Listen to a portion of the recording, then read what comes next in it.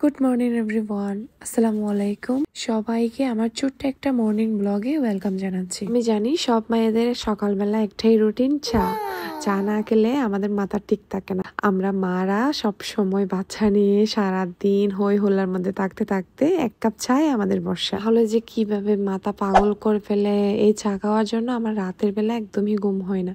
সকাল বিকাল চা খেতে খেতে শরীরের অবস্থা তো 12টাই বাজে ফেলতেছি। আমার বাসায় লাস্ট আর অনেকদিন ধরে সিলনের চা পাতা আনা হচ্ছিল। সবচেয়ে বড় কথা, সিলনের মধ্যে একটা করে বক্স দিচ্ছে, ওই লোভে আমি নিয়ে আসতাম। কিন্তু লাস্ট বার যখন আম্মা বলছিল এই চা পাতার কালারটা সুন্দর আসে না, তাজা ইউজ করিস, ওইটাই ভালো কালার আসে।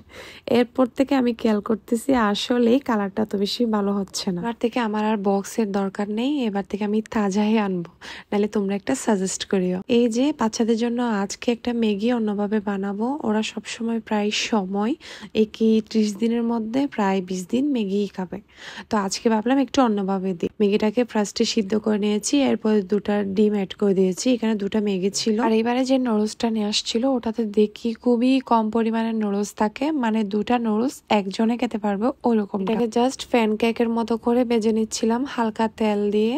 এদিকে চাটাকে অনেকক্ষণ ধরে সিদ্ধ করতে দিলাম। আজকে আমার বড় ভাবি মানে আমার বড় যা আমার শ্বশুর বাড়িতে গিয়েছে, সবাই অনেক মজায় আছে। আমারও খুবই যেতে ইচ্ছে করছে, আর আমার ছেলেরও। এই মান্থে আবার আমার ছেলের এক্সাম, এই জন্য কোথাও চাইলে যেতে পারবো না। আমার শ্বশুর বাড়িতে আমরা চার যা যখন একসাথে হয়, সবাই মিলে চা খাই, সন্ধ্যার নাস্তা খাই, ওই সময় বিকেলের টাইমটা এত বেশি মজার কাটে বলার মতো না। আমার বাড়িতেও যেতে ইচ্ছে করছে খুবই, আমি খুবই মিস করতেছি। এই তো মাত্র 1 মাস হলো আসলাম, তাও কেন জানি মনে হচ্ছে অনেক দিন ধরে যাচ্ছি না। এই তো প্রায় প্রতিদিন সকালে আমরা মা ছেলে মেয়ের 3 জনেরই এভাবে কেটে যায়। ফ্রাইডে হলেও আরাজের একটা কোচিং ছিল, সেখানে যাচ্ছি। এই টাইমটা আমি নিয়েছি, এই টাইমটাতে বের হলে কেন জানি একটা শান্তি কাজ করে। আর অন্যদিন কিন্তু ওর বাবা নিয়ে যায়, আজকে ওর বাবা ছিল না, এই জন্যই আমি নিয়ে যাচ্ছিলাম।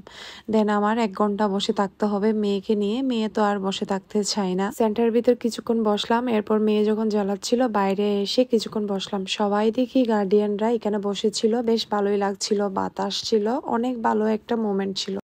বলো ভাইয়ার জন্য, আরাসের জন্য, আরাসের জন্য বসে আছো তুমি? ভাইয়া ভাইয়া কই? না ভাইয়া নাই, ভাইয়া পড়তে গেছে। ভাইয়া ভাইয়া আমাদের অনেকক্ষণ বসে দেখতে হবে।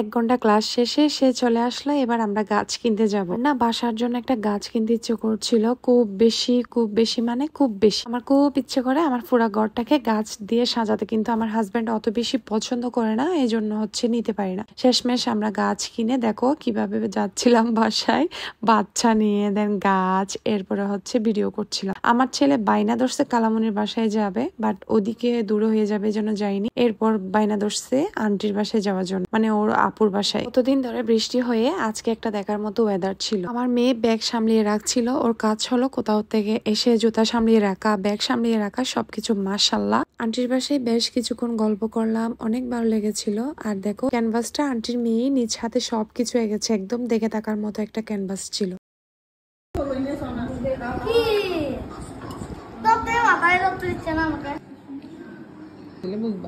এই কাজটার জন্য মনে হচ্ছিল আমার বাসায় কি যেন একটা নেই। এটা আনার পর আমি যে কতবার দেখতেছি, অনেক সুন্দর লাগতেছে আমার কাছে। তোমাদের কাছে কেমন লাগছে অবশ্যই কমেন্ট করে জানাবো। আজকের ভিডিওটা এই পর্যন্ত, ভালো থেকো, সুস্থ থেকো, আল্লাহ হাফেজ।